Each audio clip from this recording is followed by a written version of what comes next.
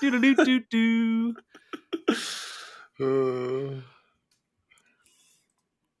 Morgan, we are back at home, and are you excited? I'm so excited. That little Boston impromptu show for everyone who joined us on Friday was great. It was fun, filled with hot takes, I might add. And I Little think we spicy. might get something similar today. I think we might get some more hot takes today, and I'm excited for that. Me too. It was interesting as we were talking about doing the show, and we were going back and forth about our experiences about onboarding, and all I kept thinking about is, what is onboarding? Because every time I started at a company, they threw me at the wall. Like I posted this morning, literally, they throw you at the wall, see what sticks. No training, no support. Either you make it or you're done. And so it's going to be really exciting today to shine a light on what good onboarding can look like and what happens when somebody takes a very, what do you want to say, like a proactive approach to going through this. And we've seen that with whether it's faster ramp, whether it's even just retention of good reps. So, and you picked two incredible people for this show. Well, it's funny. Onboarding is such a, I think it's like one of the things, everybody talks about sales tactics. Everybody's like, oh, here's what you need to do in the market. And I kept on thinking about like, well, how do you do this at a team? How do you replicate it? How do you scale it? How do you do this with more than just one superstar rep? And I am so thrilled for our guest today for this conversation. So please welcome Christine Rogers and Zoë Hartsfeld to join us for this conversation. Yay! Hi. Hi. Oh, by the way, if you're here watching the show live, you should drop a hi in chat because we'd love to see you and we'd love to say hi to you. Thanks for joining today. We're excited to be here. Yep, we're going to have a good time, I think. If our pre-call was any indication of the kind of conversation we're going to have today, I think we're on the right track. I agree. So does somebody have a question of the day just to ask our audience? Any fun questions just to warm up chat to get people going and understand, hey, it's live. It's their hour as much as ours. Do you have a question of the day? I have a question. Okay. Do you put on your shoes and socks? Sock, shoe, or sock, shoe? Like, is there a proper order to put on? Like, do you go like left foot sock, left foot shoe, right foot sock, right foot shoe? Do you just say, screw it, you don't wear socks? Like, what is the order of operation there? I've never thought about that as... I was about to say, that's such a good question. I think about it every day. It's fair. You do? Do you change it up? No. I think I don't think I have one way. You probably do. You probably have a habit and you've just never once thought about it. But you probably have like a very specific. So Chance puts his on sock, shoe. And I do sock, shoe. And I didn't realize that was weird till like this week. I am a sock, shoe person. I usually always wear socks. I don't know. Like our place is fairly chilly through the winter, so I usually have like socks on anyways. And then like if I go out, then it's shoe. But I've never considered sock, shoe. It's like you're rocking shorts and you're not wearing shoes. You do sock, shoe, Christine? Yeah. Now that I'm thinking about it, I go sock, shoe. The same. That is very weird. Thank you. That's a good question. That was a really good question. I'm with Brady. Yeah. I can't, like, I feel uncomfortable without socks on. So it's like socks, pants, and then the socks just don't come off until the end of the day. Like, I don't know if I could do bare feet. I would. Canada's too cold for that. Yeah. That's true. If you were living somewhere more temperate, maybe it would be, sockless. Well, it's like when we were in Boston. They're like, yeah, the water's so nice. Like you can jump in. I'm like, water nice? Like it's not cold and it doesn't hurt? Like that's a thing? It's a strange idea. What? Oh, that's great. Well, Nick, shall we get started today? Where do you want to kick us off? I was thinking about this. Do we want to start with problems, or do we want to go and talk about why onboarding is needed? Ooh, let's do problems. Then we can do the why. Sure. So when it comes to onboarding and doing this properly, really taking it and making it an experience, what makes it fall apart more often than not? Hmm. Who'd like to take the Do you lead? want to go? What do you think? Joey, do you want to go first, or do you? Well, Christine, okay, I feel like you've actually like designed onboarding programs before. I've just been on the receiving end of onboarding programs and have worked for a company that specializes in like onboarding solutions. So I'm curious to hear like from somebody who built onboarding programs, what do you think goes wrong with most of them? I think most of them are not built intentionally with like outcomes in mind. The only outcome that people are thinking about is ramp reps. And there's a lot more in the way of success outcomes that we're looking for besides just how quickly can we get to quota. And so I think while that is the ultimate outcome, is we want them to ramp well, we want them to ramp quickly and have a good understanding of the job, the role, the company, the product, all of those things. I think it's about taking a step back. And the biggest problem is I think we try to rush everything to get it done really quickly so we can check the box and then feel like, oh, we did it. And if it doesn't work, then it's a personal problem of the rep, rather than taking a step back and going, have we created it in a way that can make more people successful, and not just throwing things at them and saying, if they don't get it, it's their problem. I think for me, one, just like lack of onboarding in general has been my biggest struggle. I think a lot of like earlier stage startups, and I've even worked at like not an early stage startup, had been around for 15 years, where ramp or onboarding was like a week, and it was super outdated, designed by somebody a year and a half ago. Half the systems that I was learning in these like long trainings and videos we didn't even use anymore. And so I was like, hey, like I'm trying to log into SalesLoft. Can you help me? I can't seem to find it. He's like, oh, we don't even use SalesLoft anymore. We use Outreach.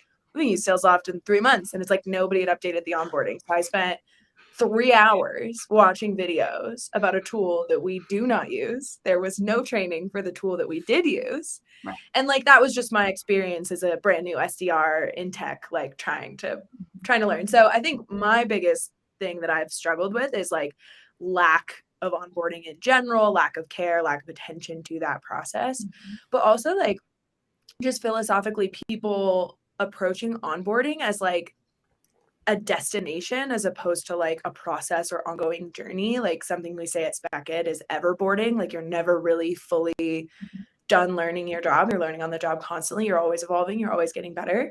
And so when we think of onboarding as like, how quickly can we get this rep on the phone and producing? And to Christine's point, like it's about ramp. It's not about like learning the customer, learning like where the job could take you in a couple of years, learning the company. I think that is like a real pitfall that people fall into. And I remember being a rep and they were like, we want you on the phones by day 3. And I was practicing on real prospects, and we probably lost a couple decent opportunities because I didn't know what I was doing, talking to real inbound leads who wanted our service. And they were like, we'll just like throw Zoe at them and see what happens. And I think there was like a better way to do that. But I also learned by, doing and failing. So like, it's like you go either side of that coin. That's interesting too, because it's like, are we over prioritizing on the job learning compared to like more structured environments? I don't know if structured environments is like the right way to talk about onboarding, but it's sort of like this classic symptom. As somebody who was never a seller really, and more on the marketing end, it's fascinating to see teams sort of just, not to be rude, but like, as Nick said, throw people at the wall and see what happens. And I wonder how much of that is like, it creates like a poor learning environment, or even if there's some benefit, do the costs to the company sort of outweigh that? I mean, that's like an interesting problem that seems companies are continuing to navigate. I think about like checking the check boxes. Ours was like sales tech. This is how you go and do your admin. This is how you go and this is the CRM we use. This is the miscellaneous sales tech with no workflow to make it work. But here you go. And then it's like, and this is our product. I remember spending 2 weeks on product, and Yeah. I could tell you every useless detail about that product that wasn't relevant to a customer. And then you go out to talk to customers and you're like, I know nothing about you. I know nothing that's going on in the industry. I know what your company name is and I know how many people work there, but nothing relevant to have a conversation. And looking back, I realized that what a disservice that was. And Christine, you had a really great story about this in our pre-call. Yeah. So I think I had been in different companies that looked at this differently, right? So I was in a very culturally rich company that took company onboarding extremely seriously. And then we had no real sales enablement function at that point. So the company onboarding was extremely robust about, what are we about? What are our values? What, et cetera, all these things. And it was great because then we really took time to understand the customer. But then when we, they were like, okay, good. And then kind of gave them over to the sales department. And then we were like, ooh, all right, what needs to happen? So for a while, we had no functional enablement, per organization or team. So we had to really figure out what are the things that we need to work on here, and how is that how are we going to deliver that? So we really kind of do think all of it. Now the company, and in a minute, but the company that I went to after full company. So when I start, what's our plan here for the sales team? It was, what do you mean? We're going to need to build this as well. So I took it and did also a company onboarding and started creating that. And so had the experience of creating that as well. What I have learned is I think there are a couple of places where you can focus. So I think you have to focus on the company. Absolutely. Who are you? Who are you on the world? What are we trying to accomplish? What is the mission and the vision of what we're trying to do? So I think that's really important that everybody knows that, because they need to opt in or out. There could be a mistake that happens here, and they should have the opportunity to understand very early on, if they missed it in the hiring process, who are we collectively? And also select out quickly if that's not going to work for you. My previous company that I was talking to a moment ago, they offered everyone money to leave at the second half of the week. So they just said, if you're in, if you're not, you're not. We'll pay you on your way out. And so very Zappos like. And so I know a lot of others do that as well. So with that, I think it's company that you need to really deep dive into your customer. And so I think that's the second part that's so important before we get into solutioning and product and what we sell. So I think spending time on the customer is critical. I think about being a rep and onboarding, and we spent no time understanding our customer or the personas within our customer. Early days, I sold a video software. So we sold to everybody. And my success really turned a corner when I had a 1-to-1 AE SDR alignment, and my AE just on his own accord decided to go after one specific vertical. So he dove into, this is who mortgage companies and real estate companies are. And I'm going to teach you everything there is to know about our customer. And you're going to come on these calls with me and you're going to learn. And so he took it upon himself to teach me.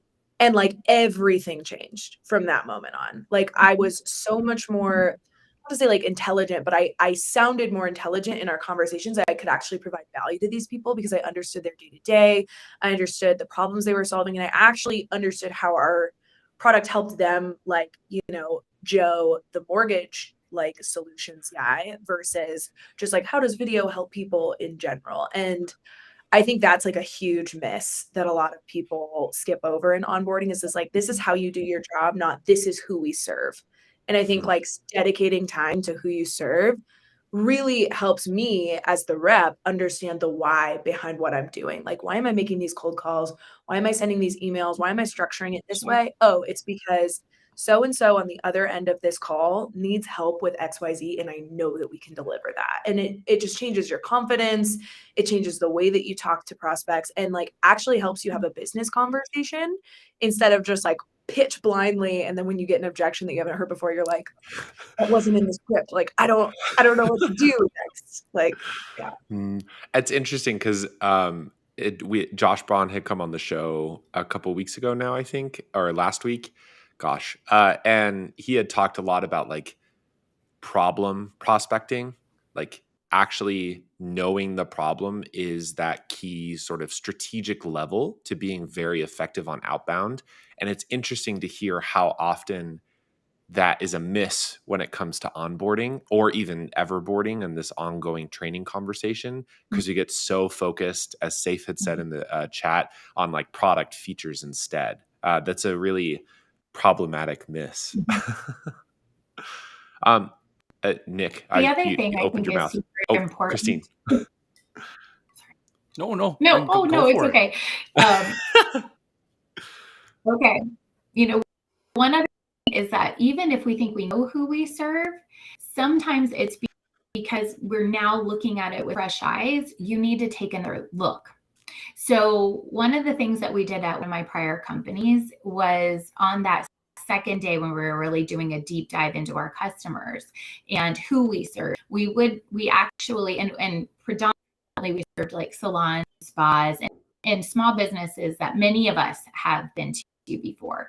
So what we did is we said, we're going to do it in the morning, and then we're going to actually give you, we gave them money, like cash in an envelope, and said, we want you to go and have a service done at one of our, we just learned about them this morning, at one of our prospects or a customer. And we want you to take this information, a worksheet. Because of course, maybe you've gotten a massage before, but you've never walked in and really paid attention to the workflow behind the counter, or receiving you, or how they're checking you in. You've never looked at it with that lens. So we actually had them do a service and then report, like write down everything they learned. And then the next day we invited anybody from the company that wanted to come, and they did a 3-minute presentation on what they learned. And at first, it was just our onboarding people, a couple of the managers, maybe, for the different teams that were there. But after a while, this became something that the entire company, especially our product and engineering team, they started coming to it and listening. Like, what were the problems that they were seeing, or the issues that were going on for our customers, and we still weren't seeing them, maybe, or how are they solving it? Because a lot of times you find out that people are solving a problem with a hack, like a workaround, rather than, and then you can come back and say, like, man, the way that they had me check in was really crappy, and here's what happened, and so it's fascinating. So doing that allowed us to be able to really hone in on our customer in a new way. And also they loved it, thought it was so fun. They like had that experience and really thought about it. And that, I think, if you can ever have your new people meet a customer or go to their place of business, or talk to them and say, like, I'd love to know everything, can I interview you, or anything like that, so that you really, if you can be in their space, you understand them a little differently and have a different view than you might have originally going into the company. I think of how that would have changed early conversations in my career, having that knowledge, because that was the worst part. Well, back in the day, God, that makes me feel old. But back in the day, it wasn't phone calls and emails. It was, we were driving out and door knocking. And so it's even more embarrassing when you're standing in front of someone and you don't know what you're talking about. But thinking about, if I would have had this training, how that would have completely changed the conversations I was able to have. And even if I was handing it off to an AE, how much better I could prep them for that opportunity, because I know those problems. So I can actually qualify in that conversation, but make it natural, not the stumble. Hey, this is the greatest product feature, and you're going through the feature list, and the guy's like looking to, I got to leave now. But even think, Morgan, too, like how would that have changed the content that you've created over the years and the websites? Yeah, I mean, there's a lot of sort of other fold-in things. One thing that actually kind of pops up for me as we're discussing this is like how there seems to be a balance or a conversation about like an initial onboarding time and then somewhat of like the ongoing job training. So for both of you, what does that look like? Like what does that initial onboarding period, how long should that last? And what really should be a focus of that initial versus what actually happens maybe over the first 12 months that they're on the job? I mean, it probably really depends. Like, I can't imagine there's like a silver bullet, like onboarding needs to be, I mean, maybe somebody's done a study and they're like, it needs to be 67.5 days. And that's like the perfect time. But I would imagine it really depends on like the sales cycle or your role. Like if you're not even in sales, onboarding might need to look really different. But I know at SpecHit, we have like company-wide like 30-day sort of onboarding. So it's like your first month, but then you've a ramp period of another like 3 to 6 months, depending on like the sales cycle that you own. But we also really have this culture of what we call everboarding. And it's creating a culture of curiosity, always being learning, and customer obsession. And so one thing that like I do, and kind of to the question, Nick, that you asked Morgan, like how does it affect your content? I don't work in sales, but I work very closely with our sales team. And this is actually an idea I got from Christine, is I listen to customer calls and win-loss calls for about 45 minutes, 3 days a week. So Monday, Wednesday, Friday, my morning when I'm checking email, I'm just like going into Chorus and I'm listening to a call, whether it's a discovery call, whether it's like a negotiation call, like I'm just picking a random call from a rep. Sometimes I'll in advance ask reps for calls that they think are good, but I also kind of just want to hear how we're talking on the calls we don't think are good. Like, what is everybody saying? What are the prospects saying? And really just trying to continuously learn. So for that, like, I don't think my onboarding will ever be done. I'm 9 months into this role and I'm still learning a ton about our space as our product evolves, as our goals as a company evolve, like not even just like onboarding my role, but like the business. How is the business being run? Is that changing? Like, I think that we need to shift learning from this destination to like a practice. Like learning and onboarding is this ongoing, ever evolving thing. So I think that's like a shift that I hope we see in the market and more companies do. As I mean, we work in SaaS. The space is changing so much. The talk track we used 6 months ago is almost null and void today because of what happened in the macroeconomic environment. And so we've changed a lot of how we sell to adapt, and we'll change it again when the market changes again. So I think just like always being on your toes, always being curious, and having leadership who's willing to continue to invest in that learning and training is really important.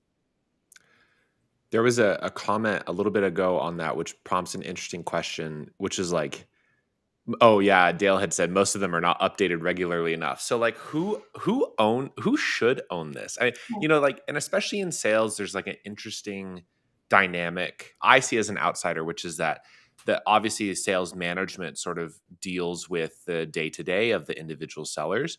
But then in many companies, there's enablement teams or there's other functions, there's HR obviously, and there's other functions that also support indirectly these sellers to be effective. So who should own onboarding, as particularly in the long haul, and like continuing to update that information for sellers? Christine? Depends on how big the company is and what resources. So are you guys getting me okay? Because sometimes it's a little choppy. I'm just making sure.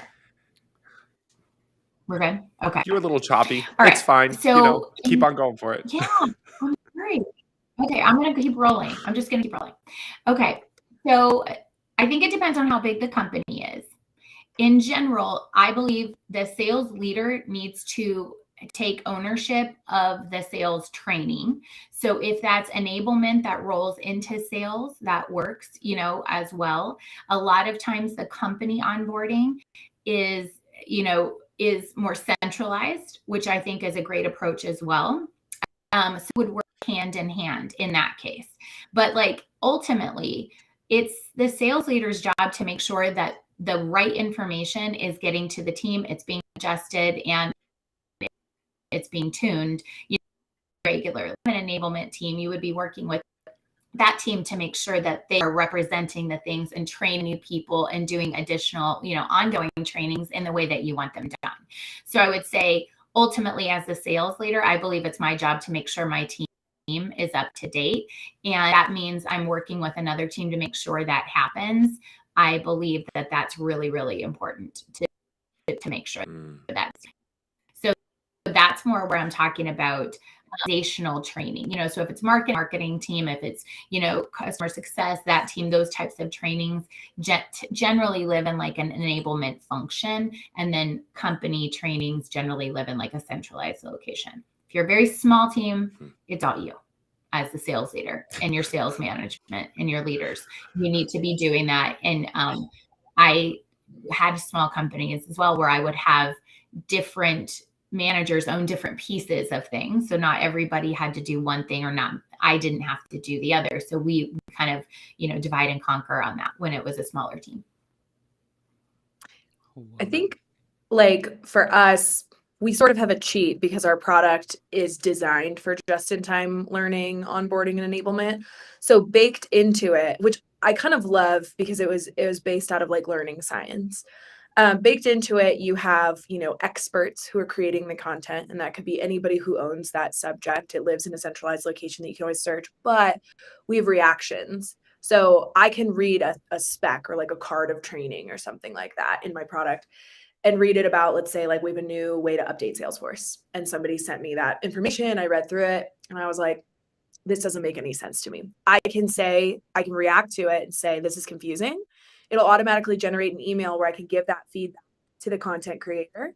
And it is now a closed and recurring feedback loop so that people can say, to your point, if I look at a training and it's outdated, I can say, this is outdated, get updated. So there's ownership on me as the person who saw it, but then that feedback goes straight to the content creator. They update it and it updates in real time. So I think it's like, regardless of how you do it, creating systems of ownership where it's like, if you see something, say something. And then whoever owns that content, like when I was onboarding as a new SDR 2 companies ago, and it was like, hey, so like, how do I log into this tool? And he's like, we don't use that tool anymore.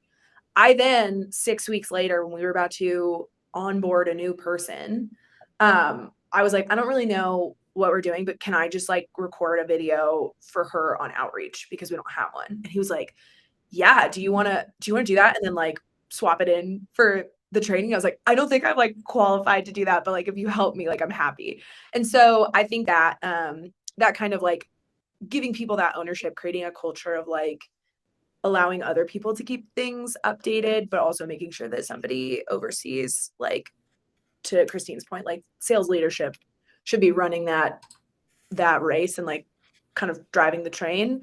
Not, an SDR who like saw something and was like, I'm going to overhaul our onboarding process now. Like that's not the best way to do it. I love that because it plays even to psychology that we both own it. Oh, go for it, Christine. Mm-hmm. Mm-hmm. No, I think it's just around the idea that it should be standardized training. So I see some comments, I see like having, mentors and things. I'm going to slightly disagree there because I actually think mentor is there to support you in your growth and learning. But if we have everybody learning different ways, it's going to be very hard to know, is what we're teaching working? Are we actually supporting our customer? Are we supporting our product the right way? And if everybody has coming in learning different ways, that's going to be problematic down the path because we won't again know, are we teaching this well? Are we doing a good job of supporting people coming in, or is this an individual issue? And that makes it really complicated when it's all over the place. I do love the idea of worship and having someone guide you and be that person to kind of be your helper through different things, but believe to be some standardization in it. I think that ties into our next question just so perfectly. Yeah. Lou had asked a little bit ago, and this is to you, Christine, first, like which outcomes or KPIs are you focusing on when building the program for a new hire onboarding program? So for new hires specifically. Just before you dive in, I just want to tell everybody, if there's somebody that needs this information, shoot them in the tag them in the comments. And so that way they can catch this. Mm-hmm. Okay. I don't have to do that, right? Because I don't know how to tag anything in the comments, right? You're good. Okay. All right. Cool. So, what I really like to look at is there is a combination of maybe it's an onboarding curriculum, or it's online, or there's some work, there's some demos, there's some different things that we have to do through the process, and that we would have some way to guide them through that so that we know that all of those pieces are being done. I like testing for competency throughout so that you're able to say, all right, talk to me about if this lead came in, where would you go to do actually having them show me and emulate the role throughout. So I like, we get some information, we maybe have them do online coursework, we discuss, and we have a facilitator that discusses. I'm also saying, are they doing homework? Are they doing things after hours to read more or learn more or be interested? And I'm not saying you have to, but also that shows me like your like how you think about learning, how you're thinking, like that you take. So I like a mixture of a kind of online training, doing some research, doing some homework, coming back, discussing, and being for competency throughout. So I would have very specific milestones that I would be looking for. Like at this point, I need them to have, been able to explain to me like our target ICP and this and that and blah, like a milestone. Check, they got that. Then next, can they do a demo for me within 10, 15 minutes based on a couple of pieces of information that I'm going to give them as I had a previous call? Because if you're going to just show me everything in the software, that is like the bane of my existence. No. So like, how do you demo me in the way that I need to be shown, just to validate that it can do it? Then we go to the next step. So I'm creating milestones along the way, and then I'm looking for those to be completed on time.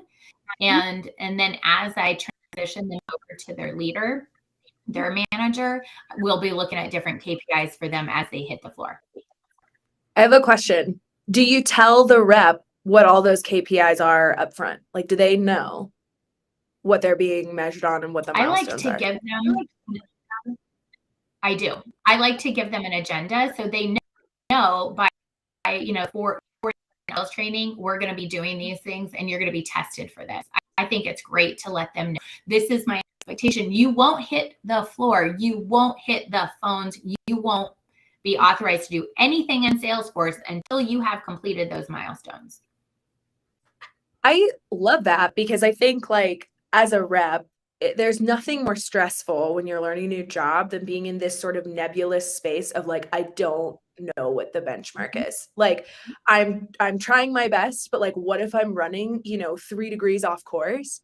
If I get too far down the way, now I'm like very, very far off my target. So I think like sharing that up front, I have many a time in a new role been like in sort of a nebulous or like unclear spot, even as like an SDR, just like, I don't know what you need from me by what date, what does ramp mean? Like it just wasn't very structured or clarified. And so there was no way for me to tell the difference between like, so-and-so is crushing it and so-and-so is struggling. Like when on paper, I was like, honestly, they kind of look like they're doing the same things.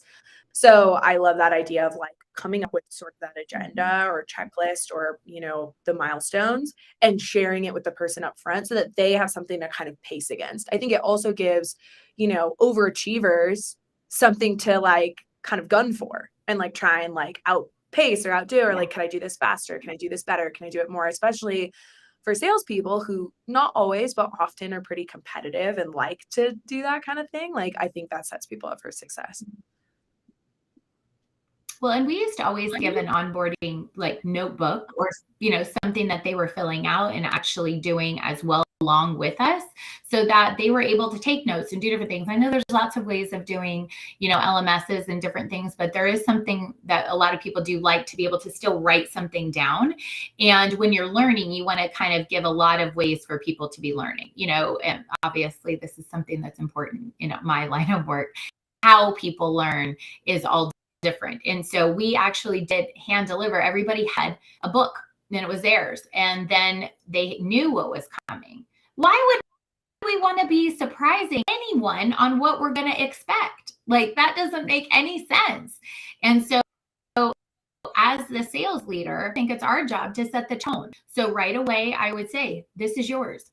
And you have got to own this experience as well. If you need more, if you're not understanding, these are going to be really important. Day one, first class was me setting the tone. Also, it allowed me to say, everybody that's going to be coming in here and teaching is taking time out of their day to teach you. So one of the things that I like to do is top performers teach the classes. And that was a great progression path for them, but also allowed the new reps to experience and meet some of the top performing people in the team and teach them about objection handling or go talk about how they negotiate certain types of things. And it would be facilitated by my enablement trainer. However, the actual content was pushed out by people that they actually want to be just like. So it was helpful to have, and some to say like, my expectation is if anybody comes back and tells me you weren't paying attention or you were on your phone or whatever, you and I are going to have a different kind of conversation. It's that important. We are taking expensive time to train you and make sure you are set up, and also asking others to invest their time in you, and they don't need you, and they're doing that. So I love that conversation, and I think it's super important, again, for the sales leader to set the tone and then work together. Nobody should be surprised by what's expected. Nobody should. They should all know what's expected and how to do it and how to show up. I love that. I just love that. One thing, I mean, this might get a little spicy, but I'm interested in your takes on this, which is, how do we think about the success of a new hire as a reflection of our hiring practice or a reflection of our onboarding program? Because one thing I see happen a lot is that companies will create a fairly robust, recruitment or hiring practice, and they'll, create whatever hiring thing, which isn't really the focus of today, and recruit XYZ candidate and then put them through an onboarding program. They get through the onboarding and then they don't perform as well. And is that as well as they would hope? So in your view, it's not, I don't think it's, it's probably both, but how do you think about aligning the hiring practices of an organization with the ways and the expectations of the onboarding process? I've never hired anybody, so Christine, that one's you.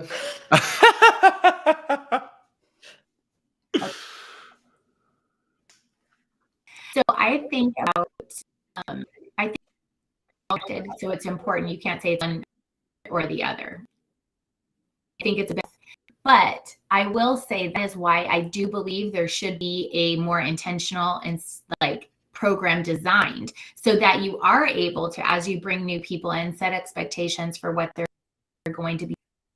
You can tell, you have a sense of being able to tell if that's going to be workable, because you're seeing different types of people, different personality types coming in, and you're able to see okay, is everybody having a hard time with this concept, or is it one or the other? And then that allows us to be able to kind of get in and refine some things. And that's why I like that. And I also usually like to onboard 2 people at a time at least, so that we're able to see, oh, you know what, our process here might be a little wonky, and that's what we need to clean up, because they're both kind of lost, versus going, we did this and then something changed in the product, and then 2 months ago, and then we onboarded another one person in this role, and then 3 people in another role, all doing different things. I'm not sure what it is. And especially if you have multiple people, like the sales manager doing the onboarding, and then you got another sales manager doing another onboarding, I think it's very risky to be. Was it how you hired them, or is it how you supported once they were in the building, or not in the building? I'm so used to that saying that. But once you're in the company. I think that is like really, it reminds me of that phrase, like you can't manage what you don't measure. And so like making sure that you have systems in place to measure the effectiveness. And if we change 18 variables at once, that's like not a great way to do an experiment. But like your question, Morgan, kind of made me think about something we talked about in the pre-show about like why should anybody care about onboarding at all? And like, does it really make a difference? And there's some interesting stats, like some research that Glassdoor did about, like robust onboarding process, and essentially like having a robust onboarding process versus not. Employees self-reported 82% higher that they were more likely to stay. As well as statistically, the employees with like the better onboarding experience, those companies reported, 70% higher productivity based on like whatever they were using to measure that. So onboarding not only helps you be good at your job, but also helps you feel like confident in your role and at your company. However, Gallup did run a survey, and statistically speaking, only 12% of people feel like their companies have a good onboarding program. So there's a big delta that we need to close in terms of like how employees are perceiving onboarding programs. Like, are they designed for them? Like we clearly have room to improve the way that we teach and learn at work. But I mean, I think like the most interesting stat for me, and why I think onboarding programs need to be more than just like 3 days, hit the phones, good luck, like is 90% of employees will make a decision about their longevity at a company in the first 6 months that they're there. That's like a pretty well-known stat. Like within 6 months, I've decided whether or not I'm going to dip or I'm going to be here for like 4 or 5 years. And a lot of people will say, even in retrospect, like they knew in that first 6 months that this wasn't a good fit, even if they wait another year to leave. So that said, like if you've got 6 months to win that trust, like why aren't you maximizing that time and helping people feel really confident in their job and helping them win? Like people who aren't winning aren't having fun, they aren't enjoying their job. So like how are you setting up things like Christine said, like milestones where people can like check boxes and be like, yep, I did that, I nailed that, I'm on to the next thing, I feel like I'm growing, even if we are artificially putting those things in place, just so that people can like stop and recognize. Because I could probably tell you back when I was an SDR, like I can look back and pinpoint a bunch of moments where I grew and where I learned. But at the time, I just felt like I was drowning. And if there was something put in place for me to like measure, like, oh, I hit this goal, or I hit this KPI, or I hit this metric, how much different would I have felt about that experience? And like, I probably would have walked away from that. Yeah, I learned a ton. I would never want to go back and do that job again because of that experience. So I think like really how you do onboarding is going to affect how long or how effective or productive an employee is during their entire tenure. I think it's really interesting. Well, and if you think about it, this is exactly how we. God, I'm so sorry. It's so okay. Okay. So one thing, because I love what you just said. So it's just like the way we sell. It's the sell. You're being sold an opportunity. Like when you come into a company, you're being sold this opportunity. And it's just the same way we bring customers on. They get into onboarding and implementation, and there's, did I make the right choice? That is what happens to our employees. They're saying, did I make the right choice? So the way we would think about treating customers and being with customers and the success of our customers, it's that same thing that you're talking about. It makes great sense that that's how we live. Nick? Yeah. I was listening to both you guys go back and forth. One of the things that surprised me in the last little while is we learn differently, not just by like audio, visual, but we actually learn differently based on cues. And it was the most fascinating thing that we had come across. And it was called tacit knowledge. And basically, Morgan's favorite sentence, it depends. And it's all based it's all based on pattern recognition. But I like how, Christine, you're talking about running tests. Well, these tests are doing role plays where you're giving them guidance and they're going to pick up on cues. So what made them make that change? What did they see that changed their questioning? What happened? What did they notice about body language, facial expression, or what did you tell them in that description that made them change course? And now the end result that they're going for is now different.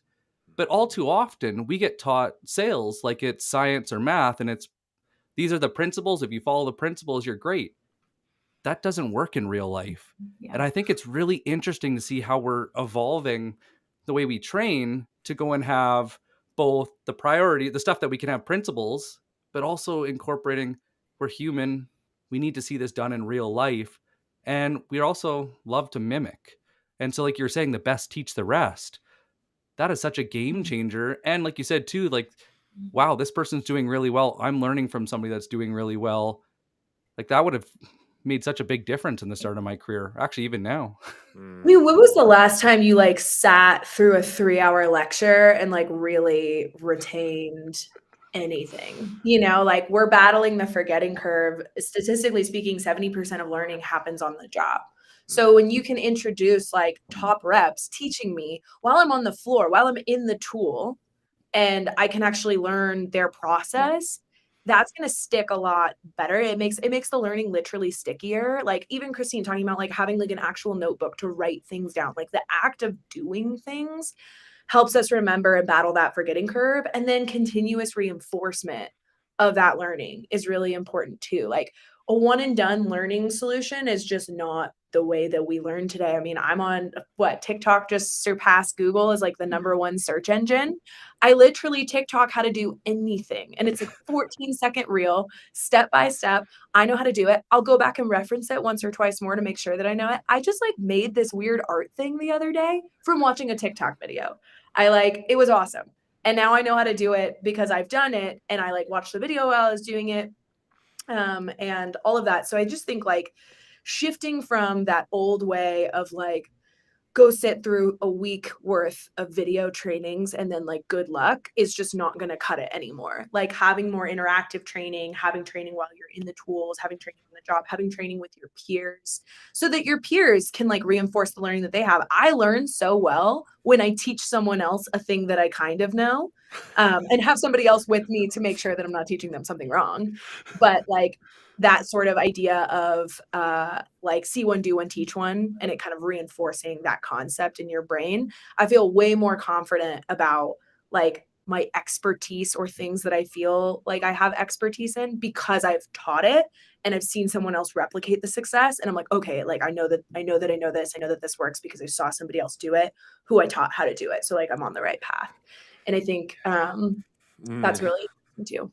And I also think of just like how that has changed in the remote environment and how much like remote sales has changed the learning approaches or because I mean, as not a seller, but as somebody who even did agency life, like even as a creative, not being able to sit next to somebody, see their design process, just brainstorm with them ad hoc on a client or whatever, like that's very different in a remote era where it's sort of very intentional and gated. It's like, okay, hey, what's the Zoom link? Hey, okay, do you have 15 minutes on this? Okay, hey, can we jump into the blah, blah, blah, blah, blah, all down the road? And it's so less fluid. So how do you both think about scaling this in a remote environment where sellers aren't necessarily in person, or if they are in person, chances are most of their team isn't in the same place, or it's a hybrid situation, and so they don't get the same exposure than they might have in 2019 even?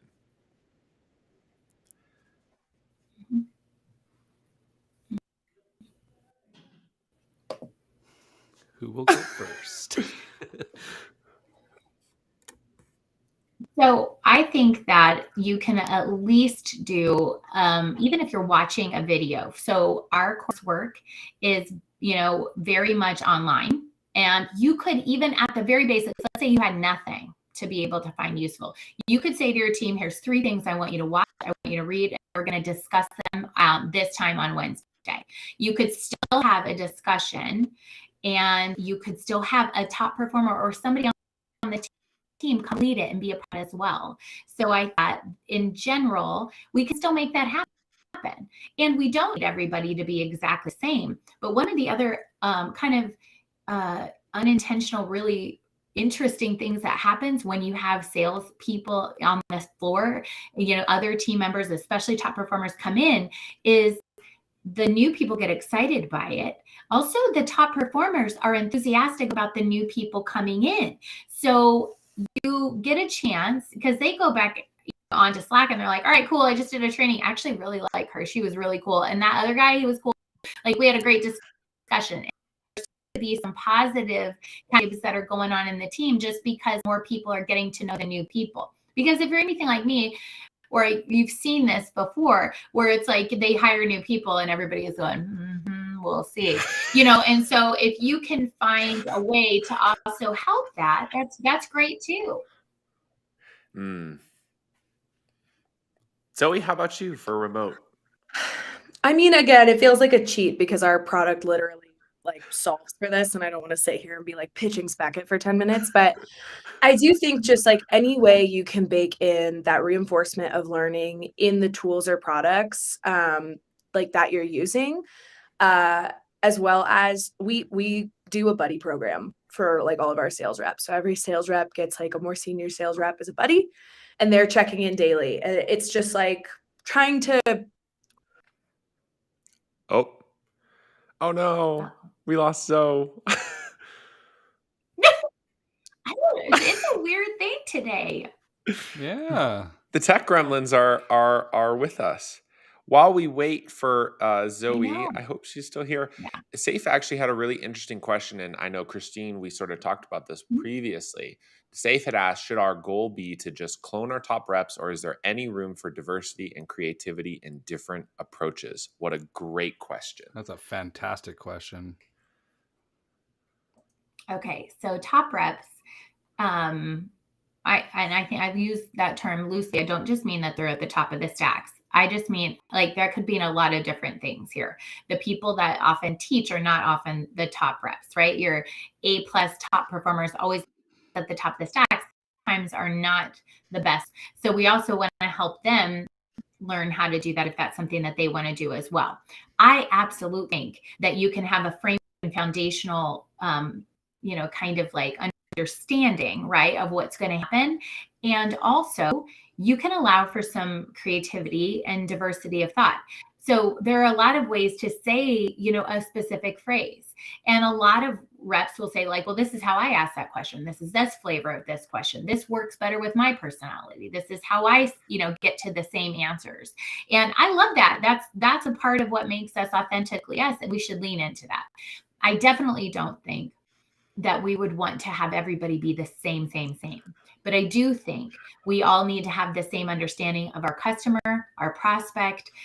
We need to understand, our product, and we really do need to understand, what is the motion? How are we getting, everything uncovered that we need in order to be able to position our solution as a valuable solution and allow them to make that decision. So I think there's some flexibility in there as far as how we communicate, how we ask questions, what we do, what that looks like, but also that framework is there, I think is really, really important. I love that answer too, because I even think about the sales teams we work with, and it's even when I think sellers are sort of maybe over invested in creating one channel to perform really well. Like, how do I do the best at the phones? How do I do the best at email or whatever? But but even within that, there's so many varied approaches, right? Like people tackle the phone very differently, even in the same company, even in the same industry vertical, even selling to the same persona. That people's individual flares, I just totally resonated with me, where it's that sort of training should be encouraged, because sometimes that different approach resonates a little differently, or it's more authentic or more personal to the exact person who's actually trying to sell. But I also I don't know, I still like we have the shared foundation, and we shouldn't forget, that doesn't mean the foundation should just go out the window and they're, sort of thing. That's good. Zoe is rejoining us in just a second, just for everyone. Tech gremlins. Nick? Gosh. I think this is really interesting because I think back to my bullpen days, and I don't think I would be the seller I am without the bullpen, because Yeah. there were some incredible sellers that I learned by being around them, by Mhm. hearing how they picked up the phone, by hearing how they dealt with objections, hearing how they pitched the product or the problem, because I wasn't articulating it that way. But Yeah. it was almost that reverse engineering of being in that environment. And I think once you learn the basics, you have the base, it's really good to hear where everybody else is winning. Just so it's like reading sales books. Half of them are garbage, but you're going to pick up one or two things from them. Mhm. Yeah. And that's how we learn, right?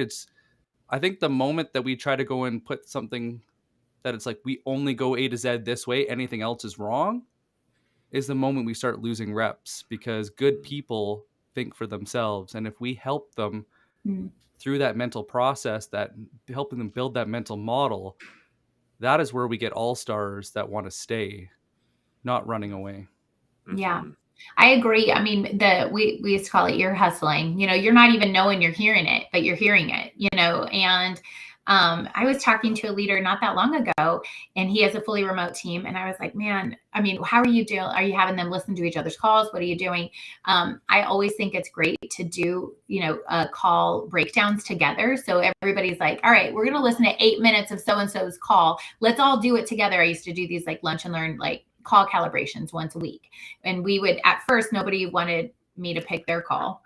And then after a while, everybody was like, pick my call, because they wanted the breakdown. Everybody wanted to hear, what we were going to do. So there's ways of doing this that are still workable and that you can do. This guy that I was talking to, he said, you know what we do? We do a power hour, just like we used to when we would be on the floor. And I said, tell me how you do it. He said, we all come in the same Zoom room. And what we do is everybody turns the volume down a little bit, but we're all calling. When one of us gets on the call, we unmute. So we just are listening. And so other people hear it in the background if they're still dialing. And it's not really, they're still hearing some things. And so then they are able to do that. I thought that was super interesting. And it can get a little chaotic, but also like they're still enjoying some of that, and they liked it. So he would do call blocks that would be, power hours. He would do like 2-hour call blocks where that's what they would do. And anybody who's like, I got a good one, this is a good call, like they would unmute. And so then others could hear it. And I just really like that. The 2-hour power hour again. Yeah. It's this running joke around here where Nick's power hours are always 2 hours long instead of 1. But the other thing that doesn't escape me here, which is, and this sort of folds in neatly with what you were previously mentioning and what Zoe had previously mentioned, Christine, which is that a lot of this falls on sales leadership to figure out what works right for their team in their company and in their industry. Yeah. And I feel so often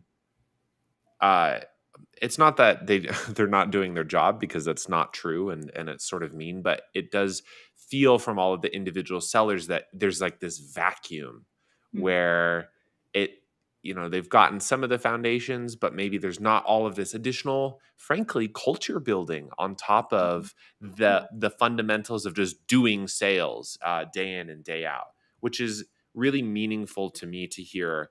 Because I think a lot of sales leaders, if at least the way it's been articulated today, it's not just about continuing to train. It's building that culture. It's creating that environment that people want to stick around in and have a good time and make a career out of. And that requires more than just 3 days of training and we'll let you loose into the wild.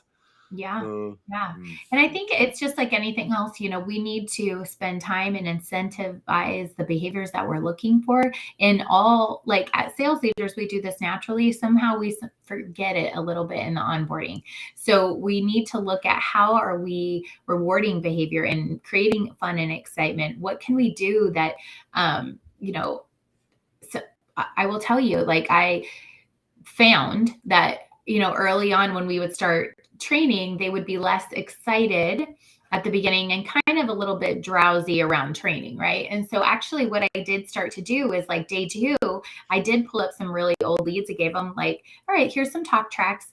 I'm going to let you go ahead and hop on the phones for 30 minutes each. And if any of you can tee up a lead for one of my reps, I'll give you $500. And I put a big, and they were like, oh, also it scared them to death and they listened. Because when they were like, oh, I got people on the phone, I was really excited to get on the phones, but also they didn't know anything. So, kind of that nature of like, just let me on the phones. I already know what I'm doing, or I'm excited, or I took these trainings and now I feel like I can do this. It actually worked really well to like, all right, we'll let you get on the phones for a little bit. Here's how you tee up that conversation. If you can do it, we're going to give you something super great. But also what it taught them is like immediately they were humbled by like, this is hard and I do need to pay attention. I'm going to listen. And how can you create fun, excitement, driving the behaviors that you're wanting? Also, allowing them to, kind of lean in to this new exciting job that they're very excited about, but also be humble enough to be a good learner and to be grateful and appreciative of the work that's going in to make sure they have a good foundation. Mm-hmm. I love that. Well, we're at the end of the hour somehow. Yeah. I know. And I lost my girl with me. Oh my. Zoe, we love you, Zoe. We love you, this Zoe. is great. Nick, you want to close this out? Sorry. Yeah. So it's 2022. It is no longer okay for us to suffer in silence. If you're in sales, marketing, customer success, and you're struggling right now, you have access to LinkedIn, you have access to YouTube. Mm-hmm. Ask for help. You don't need to buy anything. Reach out to Morgan and me, Christine. Yeah. Get in the comments. We are here to help you, and we put these shows on for you. So please get in the comments, ask those hard questions that you need answered, and we want to support you. And if you're looking to break into tech, where should you go, Christine?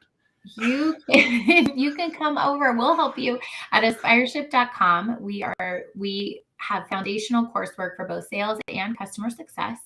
And we are helping teams. So this is, some teams use this for their onboarding, as well as hire great people that have already gone through it from us. So we're kind of our enablement and training meets recruiting. And also for those companies that are hiring and realize like, ooh, we actually don't have what we need in order to support this or in order to have continued education. We have that as well. So so we're here to help. Yeah, we got Zoe here to go close out as well. Wow. Maybe? Oh my goodness. Wait, can you hear me? We can hear you, but we can't see you. Wait. Just in time. Test it well and see it's not even working very well. You can still hear me though? Yeah. Yes. All right. What am I closing out? Sorry, I missed so much. where can people find you? And if they need a little enablement help, where can they go? I mean, I wouldn't recommend that people find me, but I would say I am on LinkedIn, and go like for enablement help. I actually think that there are some great human beings that work at Speckett who are kind of experts in sort of the learning and development and enablement space. So people like Andrea Rist, also big fan of what Patek Hawkins is doing on LinkedIn in the enablement space. Women in Sales Enablement Wise is a community you should check out. But yeah, I'm a big believer in onboarding. If you ever have any questions or just want to bounce ideas off of somebody, I'm usually quite available in the DMs. So feel free to hit me up. Thank you. Thank you, everyone. Thanks for coming to this edition of the B2B Power Hour. Look forward to seeing everyone next week. Yep. Bye. Bye.